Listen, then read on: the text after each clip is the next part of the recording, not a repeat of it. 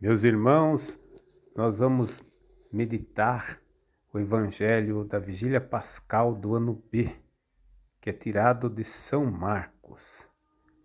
E a primeira coisa que nós notamos neste Evangelho é que a ressurreição de Jesus se deu como algo inesperado. Ninguém estava acreditando nela. Estavam todos conformados com a morte de Jesus. Para mostrar essa ideia, São Marcos fala de que as mulheres foram comprar aromas para ungir o corpo do Senhor. Conforme a crença, Jesus teria morrido na sexta-feira e sido sepultado nas primeiras horas do sábado. Quer dizer que não puderam fazer com ele todas as honras fúnebres. Ele usa o verbo comprar aromas, porque sabemos que no judaísmo, no sábado, não podia se vender nada. E outras coisas importantes que aparecem aqui na abertura deste trecho do Evangelho é a menção ao primeiro dia da semana, que vai ser muito importante, porque em oposição aos judeus que consideravam o dia sagrado, o sábado, os cristãos vão adotar o primeiro dia da semana, o domingo, como o dia do Senhor e associá-lo à ressurreição de Jesus. A grande preocupação desse grupo de mulheres é que quem vai remover a pedra na entrada do túmulo? Sabemos pela arqueologia que os túmulos antigos eram, na época de Jesus, naquela região, cavados em rocha, e a pedra era uma espécie de uma bolacha redonda que ficava numa canaleta e que era empurrada para fechar e era empurrada na direção contrária para abrir. A pedra aqui em São Marcos tem um caráter simbólico, é aquele obstáculo que nós colocamos para aceitar a ressurreição de Jesus, é a nossa falta de fé. Depois da grande surpresa do sepulcro estar aberto, elas entram e encontram um jovem sentado à direita do túmulo, vestido com uma túnica resplandecente, e elas ficam cheias de espanto.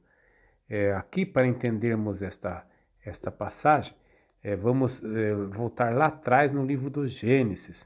Lembra-se que quando Deus expulsou Adão e Eva do paraíso, para que eles não voltassem a comer o fruto da vida e vivessem a vida eterna, Deus expulsou eles do paraíso e mandou querubins com espadas flamejantes guardarem a porta do paraíso, pois aqui a narrativa toma um cunho contrário. Aqui são os anjos de vestes resplandecentes que não levam mais espadas, mas abrem a porta do túmulo para as mulheres entrarem. Então veja aqui que o canal que estava rompido até o paraíso, agora ele está desobstruído. Ou melhor, estava ligado. São Marcos não apresenta propriamente uma narrativa do como se deu a ressurreição de Jesus. Ele nos apresenta o sepulcro vazio. Inclusive o anjo fala para as mulheres: a que procurais Jesus de Nazaré, o crucificado? Ele ressuscitou, não está aqui. Vede o lugar onde ele puseram. Então elas foram buscar o Cristo morto, defunto, para ungí-lo. E ele não está mais lá, ele ressuscitou. O texto finaliza dando uma missão para as mulheres.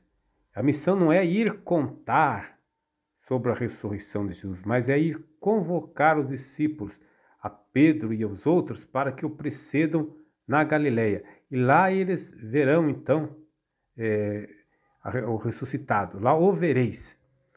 Aqui é bom a gente salientar que nós estamos no Evangelho de São Marcos.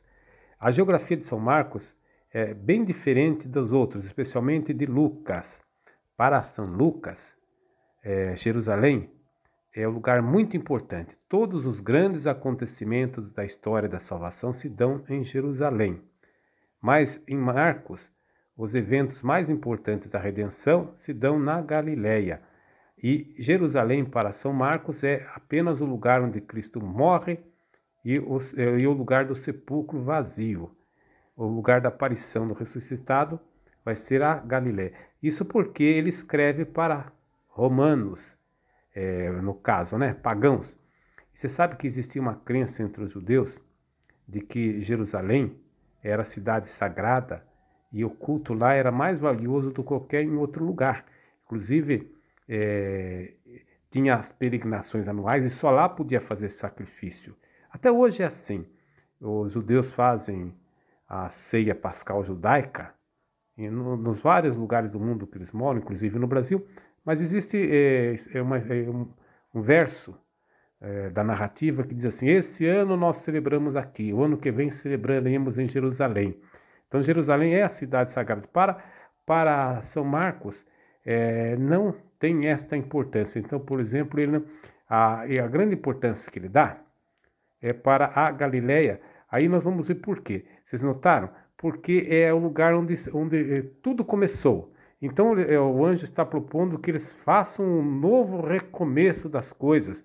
Agora que Cristo ressuscitou, agora sim eles podem então escrever uma nova história, voltando lá ao lugar da origem, e eles então assumirem o apostolado e a missão de propagarem esta boa nova para a humanidade. Um versículo foi omitido do lecionário. É uma pena, porque é um versículo um pouco difícil de interpretar.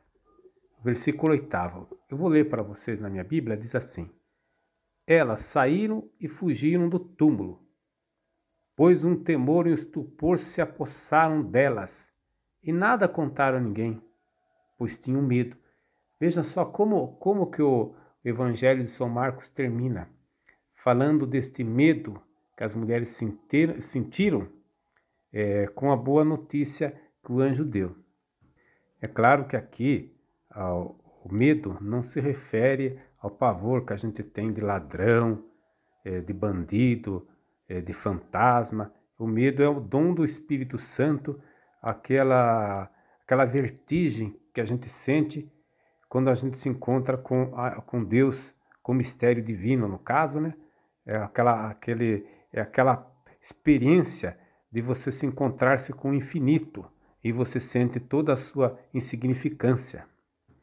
O fato de dizerem elas não contaram nada a ninguém mostra que elas aceitaram a mensagem do anjo, porque o ponto forte aqui do texto não é falar da ressurreição, mas é voltar ao projeto de Jesus, voltar como se diz, aquela missão que Jesus deu aos discípulos lá na Galiléia.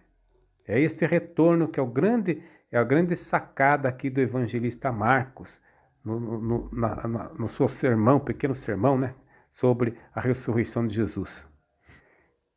São Marcos não enaltece a ressurreição de Jesus como um fato estupendo, fantástico, mas como um ponto na caminhada. Não é o final, mas é o grande começo da vivência cristã e do seguimento de Jesus.